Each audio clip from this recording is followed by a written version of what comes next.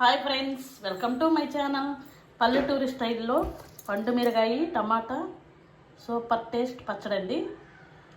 ఎలా చేయాలో చూద్దాం. వీటిని పచ్చియే మిక్సీ పట్టుకోవాలండి. ఇది అమ్మమ్మ వాళ్ళ కాలం నాటి పచ్చడి. దీన్ని చాలా సింపుల్గా చేసుకో, టేస్ట్ మాత్రం సూపర్గా ఉంటుంది. అమ్మమ్మ వాళ్ళైతే రోట్లో చేసేవాళ్ళు, మనం ఇప్పుడు చేయం కాబట్టి మిక్సీలో పడదాం. వీటికి కావాల్సినవి చూద్దాం. మీ టేస్ట్కి తగ్గట్టు కళ్ళుప్పు వేసుకోండి. కళ్ళుప్పే వేసుకోండి, టేస్ట్ బాగుంటుంది. అలాగే జీలకర్ర,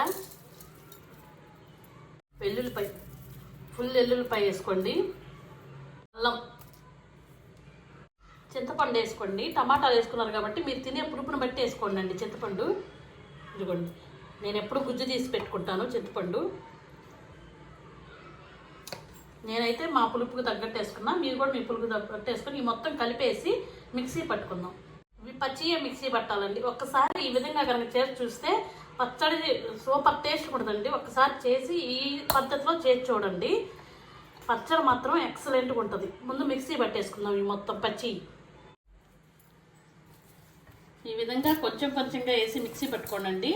కేజీ పచ్చిమిరకాయలకి కేజీ టమాటాలు, ఇంకా ఉప్పు పసుపు అన్నీ మీకు తగ్గట్టుగా వేసుకోండి. ఉప్పు అయితేమి, చింతపండు అయితేమి. ఇట్లా పచ్చి మిక్సీ పెట్టుకున్నాక తర్వాత పోపు పెట్టుకుందాం. ఈ విధంగా మిక్సీ పెట్టుకోవాలండి, మెత్తగా పేస్ట్ చేసుకోవాలి. దీన్ని పక్కన పెట్టుకుందాం. ఇప్పుడు ఇదిగోండి, ఈ విధంగా మెత్తగా పేస్టాలు పట్టుకోవాలి.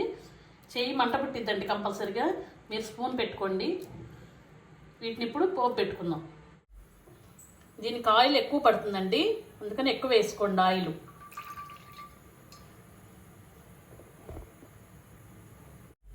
పోపు దినుసులు, ఆవాలు, జీలకర్ర, పచ్చిపప్పు, మీ కాడ ఇంకా మినపప్పు ఏమన్నా వేసుకోండి. పప్పులు ఎక్కువ వేసుకోండి, బాగుంటుంది. నేను పప్పు విడిగా కూడా వేస్తున్నానండి. ఇవి బాగా ఎర్రగా మగ్గాలి. ఎండుమిరగాయలు వేసుకోండి, విరగదీయకుండా వేసుకోండి అండి. కరివేపాకు ఎక్కువ వేసుకోండి. పసుపు, పప్పులు బాగా ఎర్రగా వేగాలండి. ఈ విధంగా ఎర్రగా వేగాలి. పోపు ఎంత బాగా ఫ్రై అయితే పచ్చడి అంత టేస్ట్ ఉంటుందండి. ఈ పచ్చడి టేస్ట్ అలా ఈ పోపులోనే ఉంటుంది. పోపునే జాగ్రత్తగా చూసుకోండి. కావాల్సి ఉంటే మీరు వెల్లుల్లిపాయ కూడా వేసుకోవచ్చు, నేను వేయట్లేదు. ఇప్పుడు పచ్చడి వేసుకుందాం.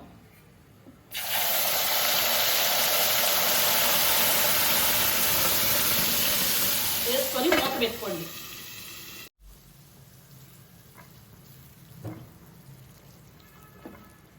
ఇది మగ్గటానికి మ్యాక్సిమం అరగంట పట్టిద్దండి. దానిలో ఉన్న వాటర్ అంతా ఇనికిపోవాలి. సన్నటి సెగ మీదే పెట్టుకోవాలి. ఈ వాటర్ అంతా ఇనికిపోయి పచ్చడి కొంచెం దగ్గరకు వచ్చేసి ఆయిల్ పైకి రావాలి. ప్రాసెస్ అంతా ఇక్కడే ఉంటుందండి. అప్పుడప్పుడు కలుపుకుంటూ ఉండండి, అడుగంటకుండా. పచ్చిది పట్టాం కాబట్టి ఈ వాటర్ అంతా ఇక్కడే వేడి మీద సన్నటి సెగ మీద ఇనికిపోవాలి. మూత పెట్టుకుంటూ చూసుకుంటూ ఉండండి మధ్యలో. ఈ విధంగా మగ్గేటప్పుడు ఏంచి పొడి చేసుకున్న మెంతులు లైట్గా వేసుకోండి.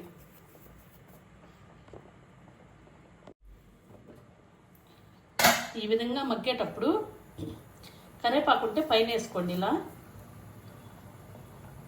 కదపొద్దు, దాన్ని మూత పెట్టేసి వదిలేయండి.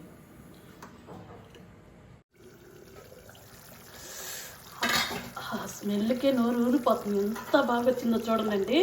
ఇంకా వాటర్ ఉంది, వాటర్ ఇంకా మగ్గాలి. ఈ విధంగా కనుక ఒకసారి చేసుకున్నారంటే పచ్చడి 2 months ఉంటుంది. ఇది ఇడ్లీ, దోశ, చపాతీ, పూరి, రైస్లోకి అయితే సూపర్ ఉంటుందండి. ఒక్కసారి ఇప్పుడు పండుమిరకాయలు దొరుకుతున్నాయి కాబట్టి తెచ్చుకొని ఒక్కసారి ఈ విధంగా చేసి ఎలా ఉందో కామెంట్. స్మెల్ అయితే అదిరిపోతుంది. అమ్మమ్మ వాళ్ళైతే బొగ్గుల పొయ్యి మీద బొగ్గులేసి సెగబెట్టి అలా వదిలేస్తారు. ఆ బొగ్గుల పొయ్యి మీద మగ్గితే అసలు ఎంత టేస్ట్ ఉంటుందోనండి. గ్యాస్ మీద అయినా సన్నటి సెగ మీద మగ్గాలండి. వాటర్ అంతా వెళ్ళిపోవాలి. ఆయిల్ ఎక్కువ పట్టింది చూసుకోండి. పచ్చడి మాత్రం ఎక్సలెంట్గా ఉంటుంది. ఒకసారి ట్రై చేసి కామెంట్ చేయండి. ఒక్కసారి పచ్చడి టేస్ట్ చూసారంటే ఆవకాయ పచ్చడి కూడా టేస్ట్ కనిపించదు మీకు. సబ్స్క్రైబ్ చేసుకోండి ప్లీజ్. ఈ విధంగా దగ్గర పడాలండి.